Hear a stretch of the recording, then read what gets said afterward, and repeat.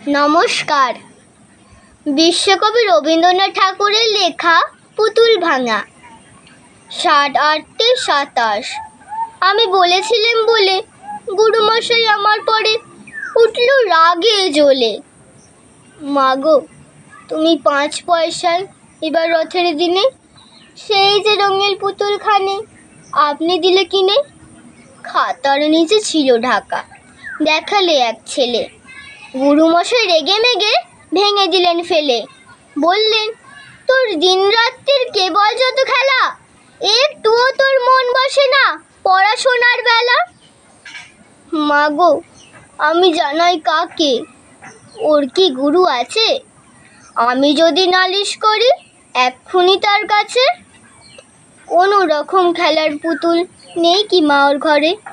সত্যি কি ওর একটু মন নেই পুতুলের পরে? সকাল সাজে তাদের নিয়ে করতে গিয়ে খেলা, কোনো পড়াই করেননি কি কোনো রকম হেলা? ওর যদি সেই পুতুল নিয়ে ভাঙেন কেহ রাগে, বল দেখি মা ওর মনে তা কেমন তর লাগে। নমস্কার। আমার কবিতা আপনাদের যদি একটু ভালো লেগে থাকে তো প্লিজ চ্যানেলটিকে লাইক করবেন, কমেন্ট করবেন, সাবস্ক্রাইব করবেন আর পাশে থাকা বেল আইকনটি ক্লিক করবেন।